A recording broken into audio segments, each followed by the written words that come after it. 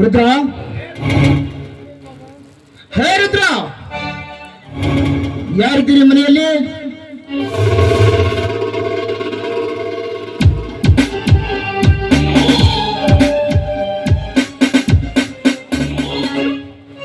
ಓಹೋ, ನೀವಾ? ನಮ್ಮ ಮನೆಗೆ ಯಾರು ಅತಿಥಿಗಳು ಬಂದಿರಬಹುದು ಅಂತ ನಾನು ತಿಳಿದುಕೊಂಡಿದ್ದೆ. ಆದ್ರೆ ನಮ್ಮ ಮನೆಯ ಬಾಗಿಲಲ್ಲಿ ಬಂದು ನಿಂತದ್ದು ನನ್ನ ಬೆನ್ನಿಗೆ ಬಿದ್ದಂತಹ ಬೇತಾಳದ ಭೂತ.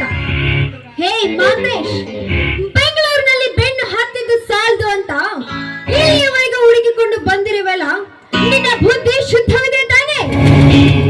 ಮಾತನಾಡು ಮಾತೇಶ್, ನಾನು ನಿನ್ನನ್ನೇ ಕೇಳ್ತಾ ಇರೋದು. ಮತ್ತೊಬ್ಬರ ಮನೆಗೆ ಬರೋ ನಿನಗೆ ನಾಚಿಕೆ ಆಗುದಿಲ್ಲವೇ? ಯಾಕೆ ಮಾತನಾಡುವ ನಾಲಿಗೆ ನಾಚಿಕೆಕೊಂಡಿದ್ದೆ? ನೀನ್ ಯಾಕೆ ಇಲ್ಲಿಗೆ ಬಂದೆ ಹೇಳು? ಬರಬೇಕಾದವರ ಮನೆಗೆ ಬಂದಿರುವೆ ಅಂಬಿಕಾ. ಮತ್ತೊಬ್ಬರ ಮನೆಗೆ ತಪ್ಪಿ ಹೆಜ್ಜೆ ಇಡಲು ಲಜ್ಜೆ ಬಿಟ್ಟ ಪುರುಷ ನಾನಲ್ಲ. ನಾನ್ಯಾರೆಂಬುವುದನ್ನು ನೀನಿಂದು ಅರಿತುಕೊಂಡಿಲ್ಲ.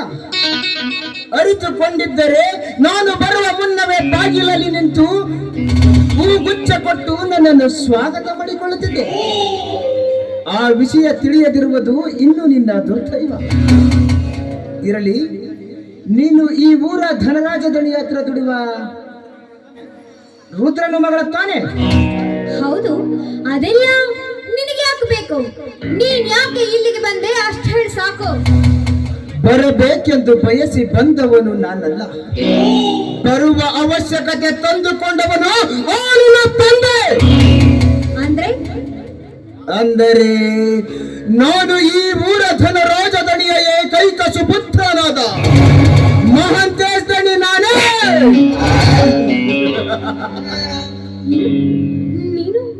ನೀನು ಧನರಾಜ ದಣಿ ಮಗ ಮಾತೇಶ? ಹೌದು.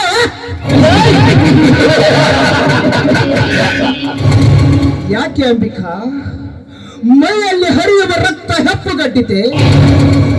ಇಲ್ಲ ನೀನು ನಿಂತ ನೆಲವೇ ನಂಬಲಾರದೈತೆ? ಇಲ್ಲ ಮಾತನಾಡುವ ನಿನ್ನ ನಾಲಿಗೆ ನಾಚಿಕೊಂಡಿತೆ?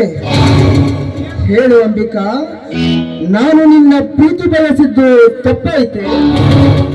ತಪ್ಪಾಗಿಲ್ಲ. ನಿನ್ನನ್ನು ಕಂಡು ನನಗೆ ತುಂಬಾ ದುಃಖವಾಗ್ತಾ ಇದೆ. ಯಾಕೆ? 10 ಜನರಿಗೆ ಬುದ್ಧಿ ಹೇಳುವ ಶಿವ ಶರಣರ ಮಠದಲ್ಲಿ ಪಾಠ ಹೇಳುವ ಗಿಳಿ ಹುಟ್ಟಲಿಲ್ಲ. ಕೆಲವು ತಿನ್ನುವ ನಾಯಿ ಹುಟ್ಟಲ್ಲ. ತುಂಬಾ ಬದಲಾಗ್ತದೆ.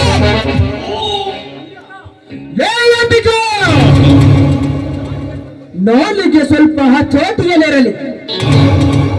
ಮನ ಬಂದಂತೆ ನುಡಿದಿದ್ದಲ್ಲಾದರೆ ನಿಂತ ನೆಲವನ್ನು ನಿನ್ನ ದೇಹ ಮಣ್ಣು ಪಾಲು ಮಾಡಬೇಕಾಗುತ್ತದೆ. ನಾನ್ಯಾರೆಂಬುವುದನ್ನು ಅರಿತುಕೊಂಡು ಮಾತನಾಡು.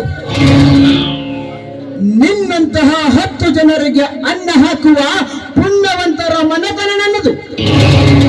ನಾನು ಮನಸ್ಸು ಮಾಡಿದರೆ ನಿನ್ನಂತಹ 100 ಹೆಣ್ಣುಗಳನ್ನು ತಂದು ಸಾಲಾಗಿ ನಿಲ್ಲಿಸಬಲ್ಲೆ.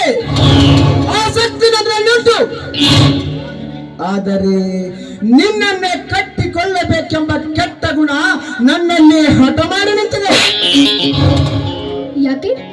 ನಾನು ಅಷ್ಟೊಂದು ರೂಪವತಿ ಏನು? ಅಂಬಿಕಾ, ನಿನ್ನ ರೂಪ ಲಾವಣ್ಯ ನನ್ನನ್ನು ಮೂರ್ಖನನ್ನಾಗಿ ಮಾಡಿಬಿಟ್ಟಿದೆ. ನಿನ್ನ ಯೌವನದ ಹೊಳೆಯಲ್ಲಿ ಅಂಬಿಗನಾಗಿ ಈಜಬೇಕೆಂಬ ಹಂಬಲ ನನ್ನ ಮನದಲ್ಲಿ ತುಂಬಿ ನಿಂತಿದೆ. ನಿನ್ನ ಪ್ರೀತಿಯ ಅರಮನೆಯಲ್ಲಿ ಮಹಾರಾಜನಾಗಿ ಮೆರೆಯಬೇಕೆಂಬ ಹುಚ್ಚುತನ ನನ್ನಲ್ಲಿ ಕಿಚ್ಚಾಗಿ ಕಾಡ ಹತ್ತಿದೆ. ನಾನೆಷ್ಟೇ ನನ್ನ ಮನಕ್ಕೆ ಎಚ್ಚರ ಹೇಳಿದರು ನಿತ್ಯ ಹೆಚ್ಚಾಗುತ್ತಿದೆ ನನ್ನ ಮನದಲ್ಲಿ ನಿನ್ನ ಅಂದ ಚಂದ ಯೌವನದ ಹೆಪ್ಪೈಕೆ. ನೋಡು ಅಂಬಿಕಾ, ಇಲ್ಲಿಯವರೆಗೂ ನನ್ನ ಕಣ್ಣಲ್ಲಿ ನಿನ್ನನ್ನು ಆಕಾಶದಲ್ಲಿ ಹಾರಾಡುವ ಹಕ್ಕಿ ಎಂದು ತಿಳಿದುಕೊಂಡಿದ್ದೆ. ಈ ಹಕ್ಕಿ ನನಗೆ ದಕ್ಕಲಾರದೆಂದು ತಿಳಿದುಕೊಂಡಿದ್ದೆ ನಿಜ. ಆದರೆ ದಕ್ಕಲಾರದ ಹಕ್ಕಿಯ ಗೂಡು ನನ್ನ ಮನೆಯ ಪಕ್ಕದಲ್ಲಿದೆ ಎಂದು ನಾನು ತಿಳಿದುಕೊಂಡಿರಲಿಲ್ಲ. ಈಗ ನೀನು ನನ್ನ ಅರಮನೆಯ ಅಂಗಳದಲ್ಲಿ ನಿಂತಿರುವ ಅರಗಿಣಿ ನೀನು. ನಿನ್ನ ಮನದಿಚ್ಛೆಯಿಂದ ಒಪ್ಪಿಕೊಂಡರೆ ಸರಿ, ಇಲ್ಲದಿದ್ದರೆ ನಿನ್ನ ದೇಹವನ್ನು ಕುಕ್ಕುವ ರೋಣ ಹದ್ದು ನೋಡಬೇಕಾಗುತ್ತದೆ. ಹಾಯ್ ಮುಚ್ಚ ಮೂರ್ಖ, ಮನ ಬಯಸಿದ ದೇಹವನ್ನು ಕುಕ್ಕಲು ಇದೇನು ದೇವದಾಸಿ ಹಕ್ಕಿ ಅನ್ಕೊಂಡ್ಯಾ? ದೇವರಿಗೆಂದು ಮೀಸಲಾಗಿಟ್ಟಿರುವ ಪವಿತ್ರ ಹಕ್ಕಿ ನಾನು.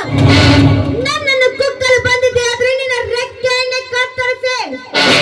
ನೋಡು ಮಾತೇಶ್, ಹೆಣ್ಣು ಹೊಡೆದು ಬರ್ಬೇಕಾದ್ರೆ ಅದಕ್ಕೂ ಒಂದು ಪುಣ್ಯ ಅಂತ ಮಾಡಿರ್ಬೇಕು.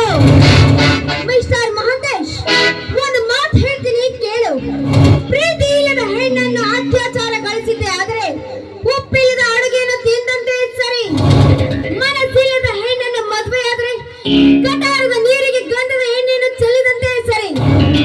ಈ ಮಾತುಗಳನ್ನು ನೀನು ಅರ್ಥಕೊಂಡರೆ ಮಾನವಂತರ ಮಗನಾಗಿ ಬಾಳ್ವೆ. ಇಲ್ಲಾಂದ್ರೆ ನನ್ನ ಕೈಯಿಂದ ಪ್ರಾಣ ಕಳೆದುಕೊಳ್ಳಿ ಹೋಗುವ ಪಾತಕ. ಬಾಯಿಗೆ ಬಂದಂತೆ ಬೊಗಳಿದ್ದೆಯಾದರೆ ನನ್ನ ಕೋಪದ ಪಿತ್ತರೆತ್ತಿರುವುದು. ನೀನೆಷ್ಟೇ ಉಪದೇಶ ಹೇಳಿದರೂ ಅವು ನನ್ನ ಹೃದಯದಲ್ಲಿ ಭದ್ರವಾಗಿ ನಿಲ್ಲಲಾರವು. ಈ ಮಹಾಂತೇಶನಿಗೆ ಗೊತ್ತಿರುವುದು ಒಂದೇ, ಒಲಿದು ಬರಲಾರದ ಹೆಣ್ಣನ್ನು ಬೆನ್ನತ್ತುವುದಿದ್ದರೆ ಓಡುವ ಚಿಂಕೆಯನ್ನು ಬೇಟೆಯಾಡಿದಷ್ಟೇ ಸಂತೋಷ ನನ್ನ ಪಾಲಿಗೆ. ಪ್ರೀತಿ ಇಲ್ಲದ ಹೆಣ್ಣನ್ನು ಭೋಗಿಸುವುದೆಂದರೆ ಅಮೃತ ಉಂಡಂತೆ ಸರಿ ನನ್ನ ಪಾಲಿಗೆ. ಮನಸ್ಸಿಲ್ಲದ ಹೆಣ್ಣನ್ನು ಮದುವೆಯಾಗುವುದಿದ್ದರೆ ಹಠ ಮಾಡುವ ಕುದುರೆಯನ್ನು ತಂದು ರಥಕ್ಕೆ ಕಟ್ಟಿ ಚೋಟಿಯಿಂದ ಬಡಿದು ಸವಾರಿ ಮಾಡಿದಷ್ಟೇ ಸಂತೋಷ ನನ್ನ ಪಾಲಿಗೆ. ನೋಡು ಅಂಬಿಕಾ, ಮಾತು ಮುಂದುವರೆದಂತೆ ವೈರತ್ವ ಬೆಳೆಯುತ್ತದೆ, ವೈರತ್ವ ಬೆಳೆದಂತೆ ವಿರಸ ಹುಟ್ಟುತ್ತದೆ, ವಿರಸ ಹುಟ್ಟಿದಂತೆ ಸರ್ವನಾಶಕ್ಕೆ ಮೂಲವಾಗುತ್ತದೆ. ಸರ್ವನಾಶವಾದರೆ ಯಾರಿಗೂ ಉಪಯೋಗವಾಗಲ್ಲ. ಅದಕ್ಕಾಗಿ ಈ ಸಮಯದಲ್ಲಿ ನಾವಿಬ್ಬರು ಸರಸ ಹಾಡಲು ಉತ್ತಮ ಅವಕಾಶವೆಂದು ನಿನಗೆ ಎಚ್ಚರಿಕೆ ಕೊಡ್ತಾ ಇದ್ದೇನೆ.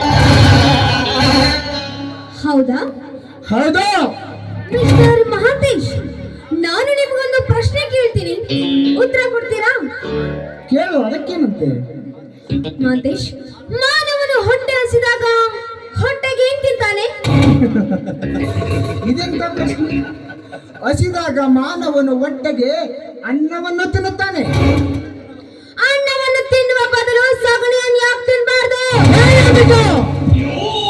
ಹಸಿದಾಗ ಮಾನವನು ಹೊಟ್ಟೆಗೆ ಅನ್ನವನ್ನು ತಿನ್ನುವುದನ್ನು ಬಿಟ್ಟು ಸಗಣಿಯನ್ನು ಎಂದು ತಿನ್ನಲಾರ. ಈಗ ನೀನು ತಿನ್ನಲು ಬಂದದ್ದು ಅದೇ ಸಗಣಿಯನ್ನೇ. ಹಸಿದ ಹೊಟ್ಟೆಗೆ ಅನ್ನ ಬೇಕು, ಗಂಡಿಗೊಂದು ಹೆಣ್ಣು ಬೇಕೆಂದು ಹೆಂಡತಿ ಎಂಬ ಹೆಣ್ಣನ್ನು ಸೃಷ್ಟಿಸಿದ್ದಾನೆ ಬ್ರಹ್ಮ. ಅದನ್ನು ತಿಳಿಯದೆ ಪರ ಹೆಣ್ಣಿನ ಮೇಲೆ ಕಣ್ಣು ಹಾಕಿದರೆ ಸಗಣಿಯನ್ನು ತಿಂದಂತೆ ಸರಿ. ಸಾಕು, ನಿಲ್ಲಿಸು ನಿನ್ನ ವೇದಾಂತವನ್ನು. ನಿನ್ನ ತತ್ವಗಳನ್ನು ಕೇಳಲು ನಾನು ಇಲ್ಲಿಗೆ ಬಂದಿಲ್ಲ. ಈಗ ನಾನೊಂದೇ ನಿರ್ಧಾರವನ್ನು ಮಾಡಿದ್ದೇನೆ, ಎರಡರಲ್ಲೊಂದಾಗಲೇಬೇಕು. ಏನಾಗಬೇಕು? ನಿನ್ನ ಯೌವನದ ಅಂಗಳದಲ್ಲಿ ನಾನು ಮಂಗವಾಗಿ ನಿನ್ನ ಅಂದ ಚಂದವನ್ನು ಉಣ್ಣಬೇಕು ಒಂದು, ಇಲ್ಲ ನನ್ನ ಕೈಯಲ್ಲಿ ನೀನು ಪ್ರಾಣ ಕಳೆದುಕೊಳ್ಳಬೇಕು ಒಂದು.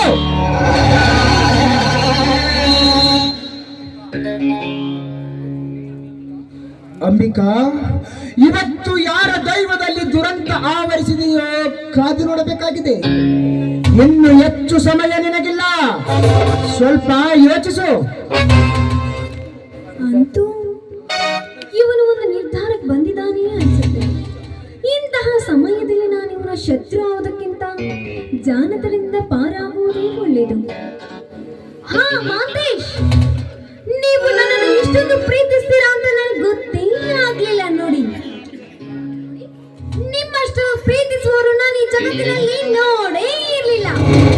ಪ್ರೀತಿಗಾಗಿ ಪ್ರಾಣ ತೆಗೆಯಲು ಸಿದ್ಧರಿದ್ದೀರಿ, ಪ್ರಾಣ ಕಳೆದುಕೊಳ್ಳಲು ಸಿದ್ಧರಿದ್ದೀರಿ. ನಿಮ್ಮಷ್ಟು ಪ್ರೀತಿ ಮಾಡೋರು ನಾನು ಈ ಜಗತ್ತಿನಲ್ಲಿ ನೋಡೇ